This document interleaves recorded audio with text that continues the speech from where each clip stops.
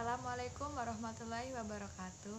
Halo, perkenalkan nama saya Lulu Nafisa Sani, NPM 1913053035. Nomor absen 19, PGSD Universitas Lampung.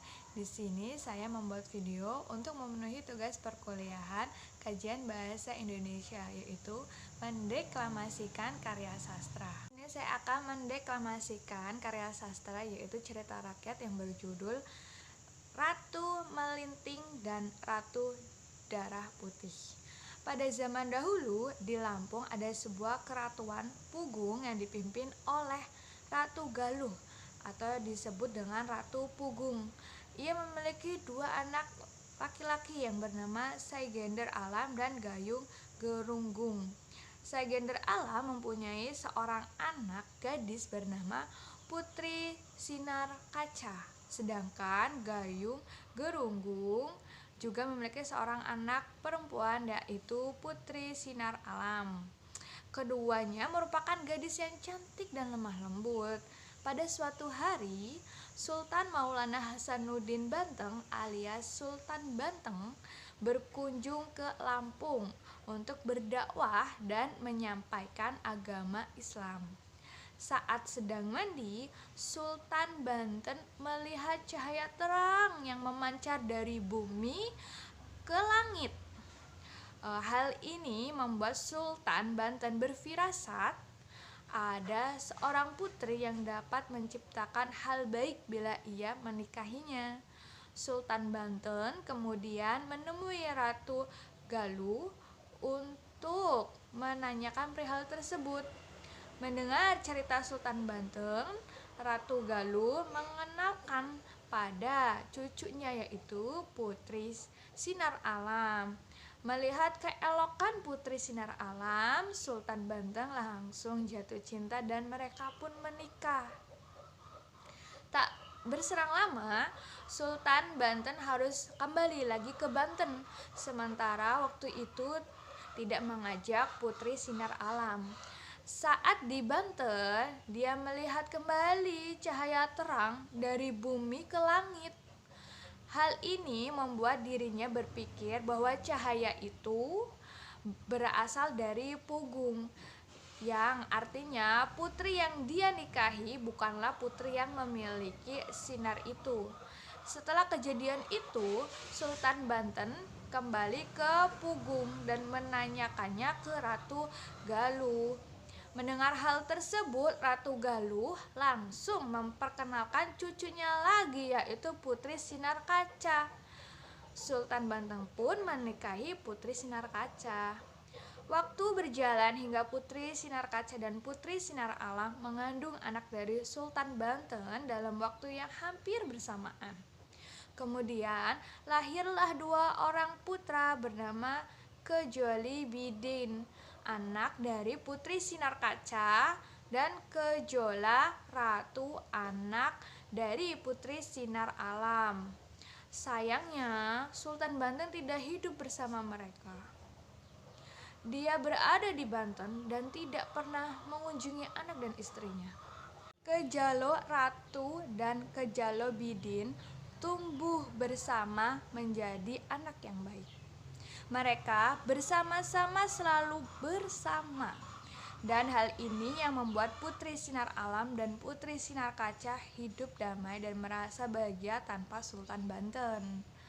Seiring berjalannya waktu, mereka semakin mengerti dan bertanya mengenai sosok seorang ayah.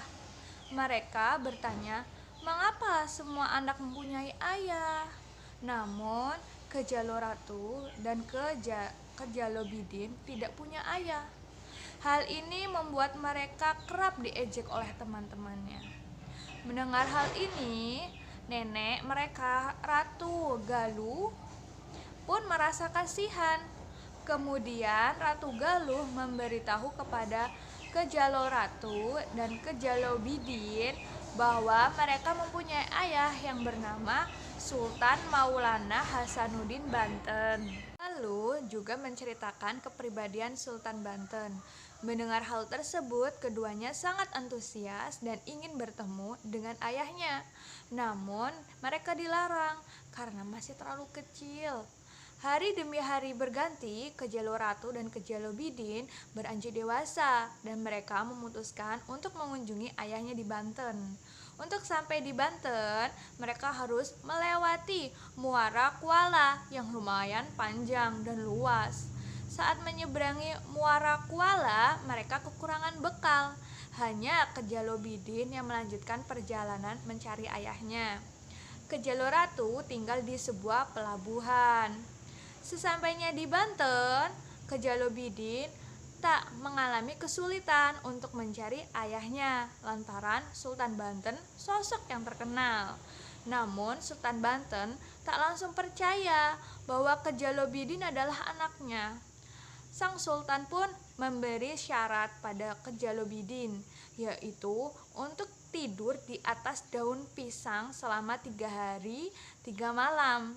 Jika daunnya tidak layu, maka Kejalo Bidin merupakan anaknya. Mendengar hal tersebut, Kejalo Bidin langsung setuju. Setelah 3 hari 3 malam, ternyata daun pisang tersebut tidak layu. Karena keberaniannya pergi ke Banten, Kejalo Bidin mendapatkan gelar kehormatan dari ayahnya, yaitu Minak Kejalo Bidin. Dia juga mendapatkan hadiah berupa peti yang berisi bula-bula atau guci dari tanah yang di dalamnya merupakan air suci. Bula-bula ini merupakan barang yang sakti. Kejalo Ratu yang sempat tinggal di pelabuhan pun melanjutkan perjalanannya ke Banten. Sultan Banten lagi-lagi tidak percaya begitu saja. Dia memberikan syarat bagi Kejalo Ratu. Dia akan menorehkan pedang ke dahi Kejalo Ratu jika benar anak Sultan Banten. Maka darah yang keluar adalah berwarna putih dan merah. Kejalo Ratu yang mendengar hal tersebut pun tak takut namun bersedia. Sultan Banten menorehkan pedangnya ke dahi Kejalo Ratu dan mengucurlah darah merah bercampur putih. Melihat hal itu, Sultan Banten pun percaya. Sama halnya dengan Kejalo Bidin. Kejalo Ratu pun mendapat gelar spesial dari ayahnya. Dia juga mendapatkan kancing lawang luri sebagai hadiah.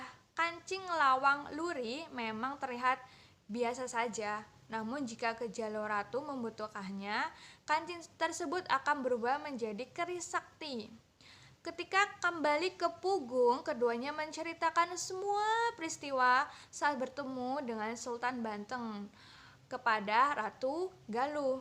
Sang nenek yang melihat hal tersebut merasa bahwa cucunya ini memiliki kemampuan untuk memimpin. Kemudian Ratu Galuh memberikan kekuasaan kepada mereka. Minak Kejalo Bidin memimpin kawasan Melinting, sementara Minak Kejalo Ratu Darah Putih memimpin Kalianda. Minak Kejalo Bidin mendapat sebutan Keratuan Melinting hingga disebut Ratu Melinting.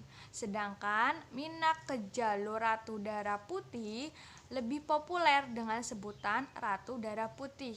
Ratu Melinting dan Ratu Darah Putih memimpin Keratuan Melinting dan Keratuan Kalianda dengan sangat bijaksana dan adil. Berkat hadiah dari sang ayah yaitu Sultan Banten, mereka bisa mengalahkan serangan dari para musuh yang ingin meruntuhkan kekuasaan mereka. Itulah cerita rakyat Ratu Melinting dan Ratu Darah Putih. Cerita ini hal penting yang bisa kita pelajari adalah keberanian. Mengapa keberanian? Karena keberanian ini memiliki banyak rintangan, namun dengan keberanian akhirnya beberapa tokoh akan mendapatkan kemenangan. Itulah cerita rakyat Ratu Melinting dan Ratu Darah Putih. Sekian dari saya akhiri. Wassalamualaikum warahmatullahi wabarakatuh.